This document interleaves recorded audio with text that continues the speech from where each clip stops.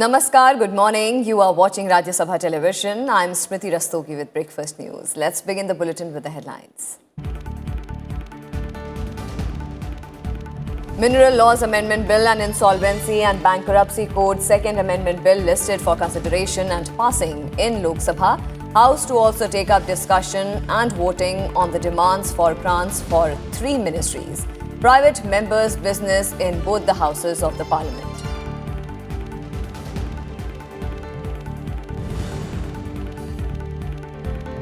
Nomination process for election to 55 Rajya Sabha seats starts today. Elections to be held on 26 March as the members from across 17 states set to retire.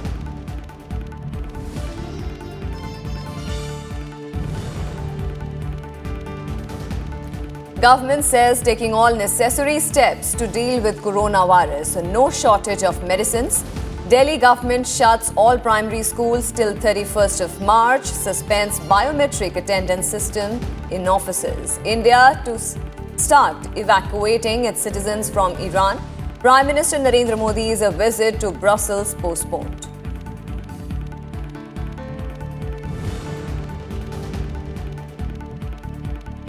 SBI board gives in-principle approval to investment in Yes Banks. Yes Bank withdrawals capped at 50,000 rupees. RBI takes over board with immediate effect. Assures depositors their interests will be fully protected.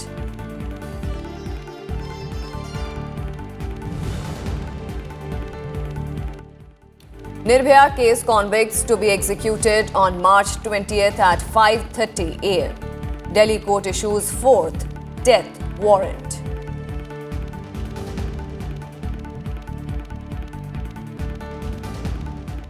It's the day of private members' business in both the houses of the parliament. The Rajya Sabha will take up 5 private members' bills today, including a bill to implement various provisions of Andhra Pradesh Reorganisation Act 2014, to be moved by MP KVP Ramachandra Rao.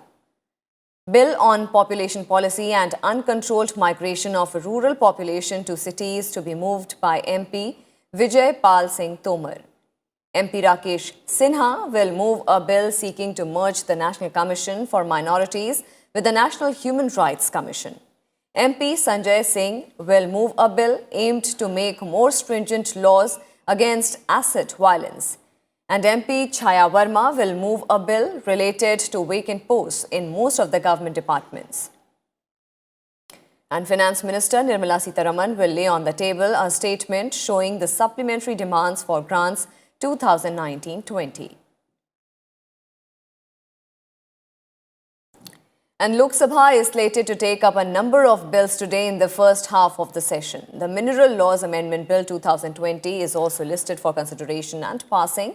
The bill aims to further amend the Mines and Minerals Development and Regulation Act 1957 and to amend the Coal Mines Special Provisions Act 2015. The Insolvency and Bankruptcy Code Second Amendment Bill 2019 is also listed for consideration and passing. The bill will be moved by Finance Minister Nirmala Sitharaman and aims to amend the Insolvency and Bankruptcy Code 2016. Also listed for consideration and passing is the Aircraft Amendment Bill 2020 to amend the Aircraft Act 1934. This bill will be moved by Union Minister Hardeep Singh Puri. The House will take up discussion and voting on the demands for grants under the Ministry of Social Justice and Empowerment, Ministry of Tourism and Ministry of Health and Family Welfare for 2020-21. The House will take up private members' business in the second half. These include steps for welfare of non-resident Indians by MP N.K. Premchandran, measures for utilization of water resources by MP Annapurna Devi, scheme for development of technical skills amongst youth by MP Jaskaur Meena, and construction of canals through Ken-Betwa River linking project to overcome the problem of water scarcity and stray cows in Bundelkhand region to be moved by Pushpendra Singh Chandel. And for more inputs, we'll go across to our correspondent, Kriti Mishra, who is joining us over the phone line. Kriti, today is the day of private members' business in both the houses of the parliament. How is the day's agenda placed in Rajya Sabha and Lok Sabha? Well, Smriti, if you recall, yesterday Parliamentary Affairs Minister Prahlad Joshi had clarified that the Parliament will take up discussion on the issue of Delhi violence post-Holi. That is, on the 11th, it will be in the Lok Sabha, and on the 12th, it is going to be in the Rajya Sabha. But the opposition has insisted on immediate discussion. But remember, Friday is the day for transaction of private members' business, and as you've mentioned, that there are several resolutions that will be moved by members in the upper house today. So KVP Ramchandra Rao will move a resolution for implementing the Andhra Pradesh Reorganization Act in letter and spirit. Vijay Pal Singh Tomar will move a resolution to contain the burgeoning population in the country, including the propagation of the contraceptive methods, and also Rakesh Sinha will move a resolution for merging National Commission for Minorities with the National Commission of Human Rights. And talking about the Lok Sabha, as you've mentioned, important bills are slated to be taken up, including the Insolvency and Bankruptcy Second Amendment Bill to remove the ambiguities in the code. There's also the Aircraft Amendment Bill that is to enhance the security and safety in India's civil aviation space, as well as the other bill, which is the Mineral Laws Amendment Bill that paves way for commercial mining in the country. So these are the important bills slated to be taken up in the Lok Sabha. And also in the Lok Sabha, there would be several private members' bills that will be taken up, and also discussion on demands for grants for Ministry of Social Justice, Ministry of Health and Family Welfare, and also Ministry of Tourism. So important and heavy legislative agenda as far as both houses of parliament are concerned. Over to you, Smriti. Right. So important legislative agenda listed in both the houses of the parliament for today. Thank you so much, Kriti, for joining us and giving us all those details. And also the proceedings of the upper house were stalled for the fourth day in a row on Thursday over the issue of violence in Delhi, despite the government's assurance of a discussion after Holi. Chairman M. Venkaiah Naidu made repeated appeals to the opposition members to allow the house to function. As the protests continued, Chairman adjourned the house till Friday. Please. Soon after, Health and Family Welfare Minister Harsh Vardhan made a suo motu statement on coronavirus. Opposition members protested over the issue of the violence in Delhi. Chairman M. Venkaiah Naidu urged them to allow the house to function. We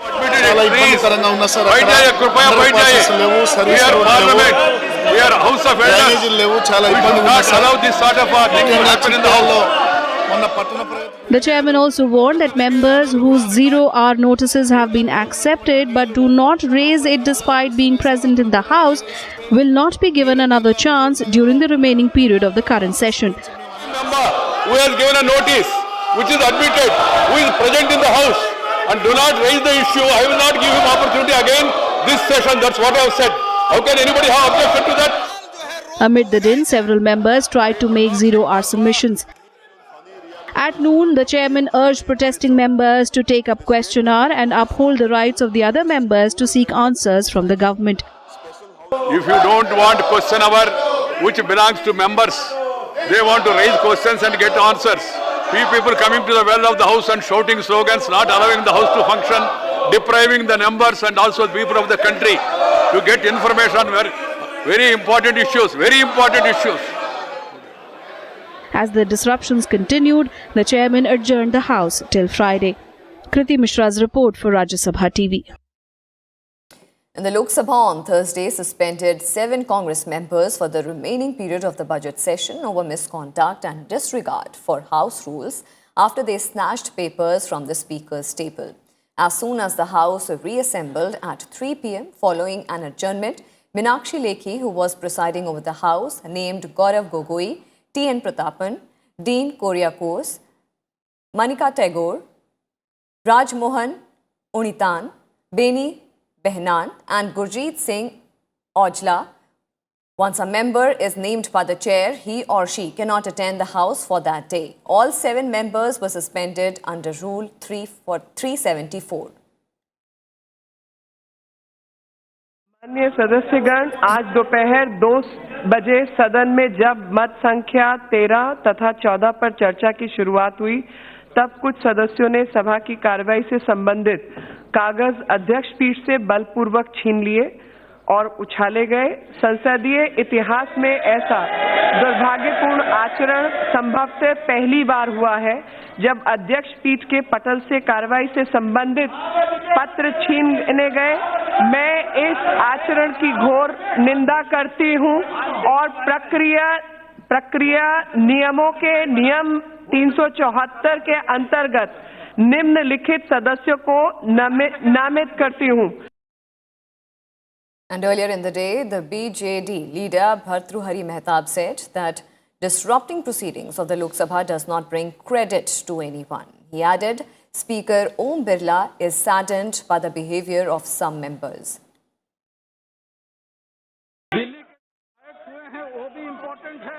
corona virus भी important है, काफी important चीज है जिसको हम चर्चा करना चाहते हैं।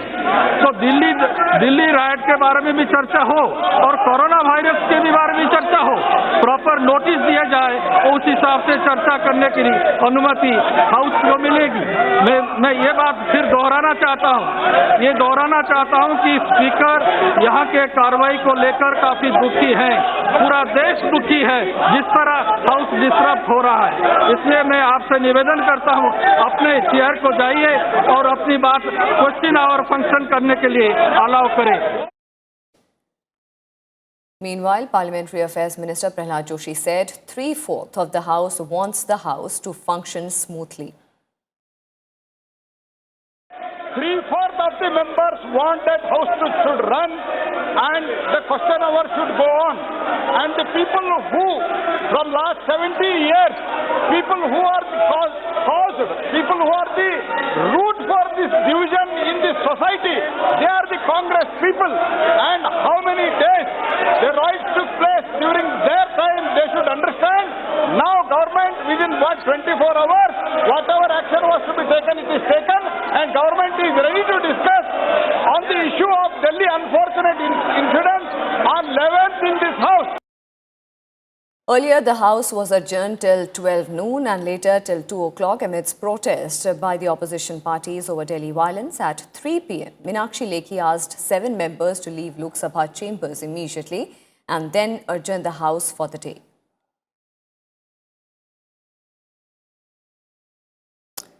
And nominations for elections to 55 Rajya Sabha seats begins today with the notification.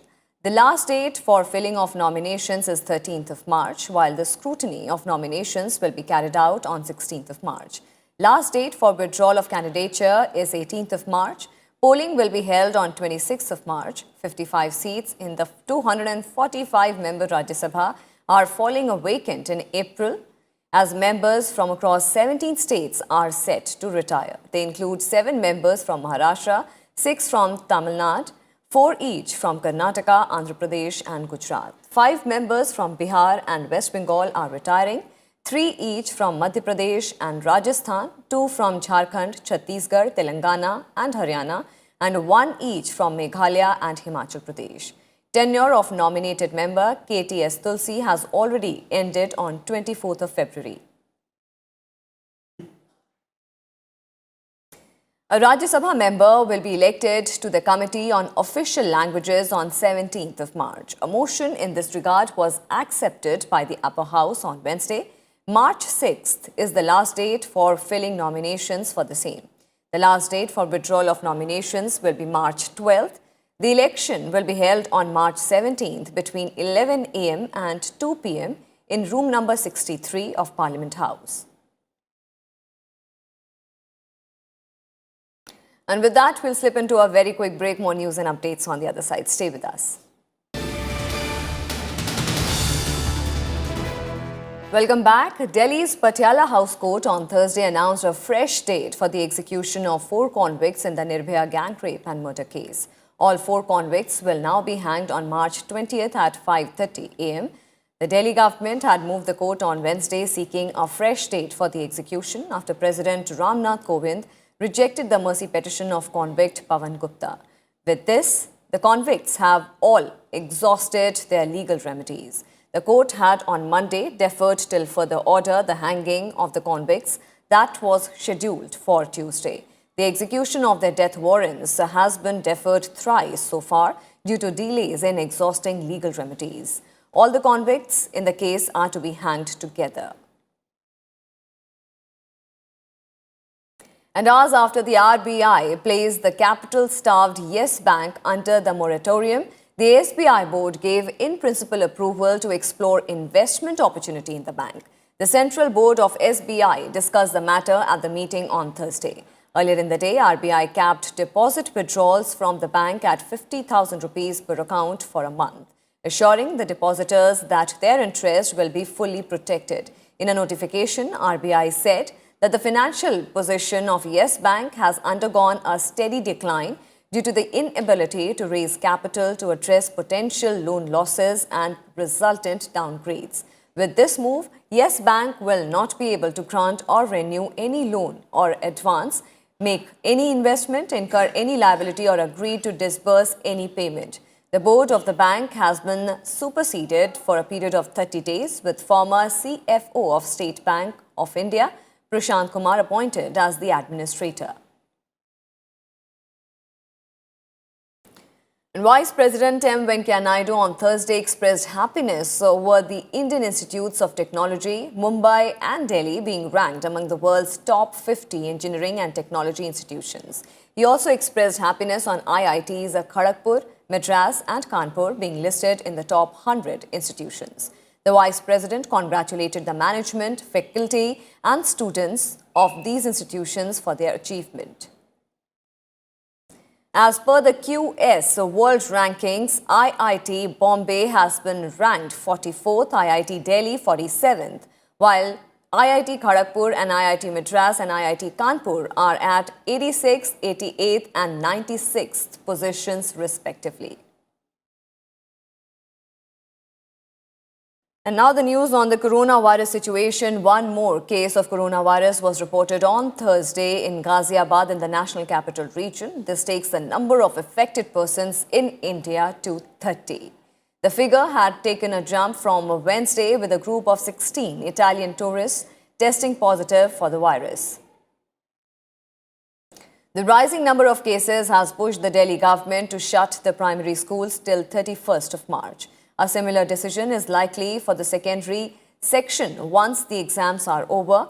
The Delhi government has also suspended the biometric attendance systems at its offices, autonomous bodies and municipal corporations.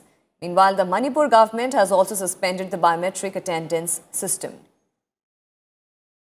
And Prime Minister Narendra Modi postponed his next week's visit to Brussels, Belgium, for the India-European Union summit. The Foreign Ministry said both nations agreed to this in view of the outbreak.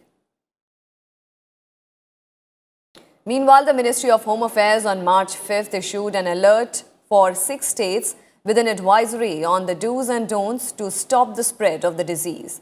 The states West Bengal, Bihar, Uttar Pradesh, Punjab, Sikkim and Uttarakhand were put on alert. And India is in touch with Iran on possible evacuation of Indian pilgrims and students stranded there.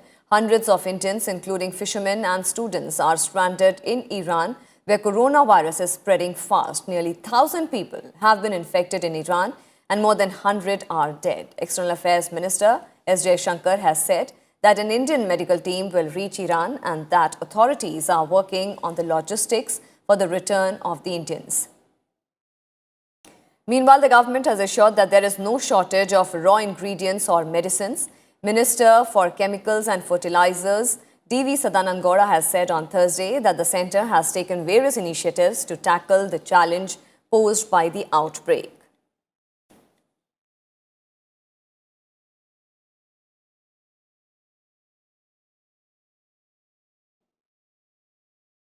And the reports of new coronavirus cases are coming from around the world, with outbreaks growing fast in Italy, Iran, South Korea and United States. Italy closed all schools and universities until March 15th as the number of deaths from the new coronavirus in the Mediterranean country hit 107. Italy has now recorded over 3,000 cases and only trails China in terms of total fatalities. In Iran, reported 92 deaths among its more than 2,922 cases, though many fear the outbreak is far bigger. Iranian President Hassan Rouhani, in his cabinet meeting on Friday, appealed all to work together to tackle the problem as quickly as possible. The death toll of coronavirus in China has crossed 3,000 with 31 new fatalities, while the total number of confirmed cases jumped to over 80,400. Chinese President Xi Jinping has called for undiminished vigilance. He said the situation in virus-hit Wuhan still remains severe despite positive progress. The French Health Ministry reported 2 more deaths from coronavirus infections, bringing the country's total to 6 and 92 new cases since Wednesday. It was the biggest one-day jump in the number of French cases since the outbreak began, raising the total to 377. Meanwhile, in Britain, it has recorded its first death in the new coronavirus outbreak, as the total number of the confirmed cases have jumped to 115.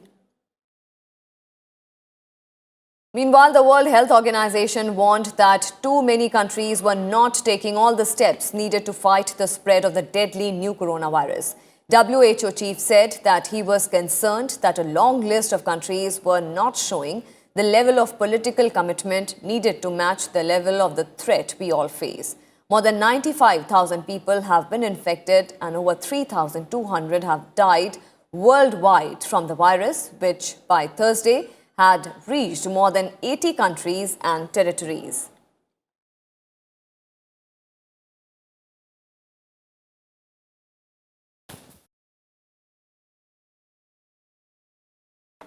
And some other world news: Israeli Prime Minister Benjamin Netanyahu has fallen short of a majority with his hardline allies. Final election results confirmed on Thursday. Netanyahu had claimed a huge victory after polls, as initial exit polls had indicated his Likud party and allies getting 60 seats, just one short of the majority. His party emerged as the largest individual party with 36 seats, ahead of 33 seats for the rival Benny Gantz Blue and White Party.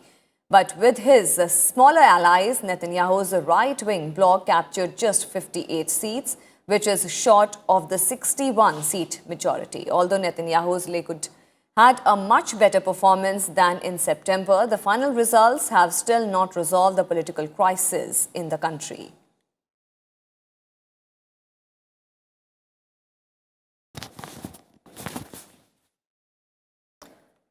And now let's talk about the environment and climate change.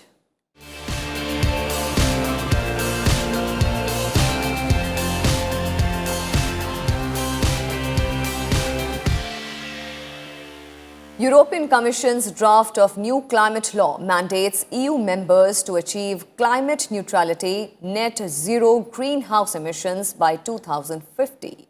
European Commission unveiled the climate law to make the EU's 2050 net zero emissions target legally binding. The law will commit the 27-nation EU to reduce its net greenhouse gas emissions to zero by 2050. The European climate law, which still requires the approval of the European Parliament and member states, will be joined by a new 2030 EU target for greenhouse gas emission reductions.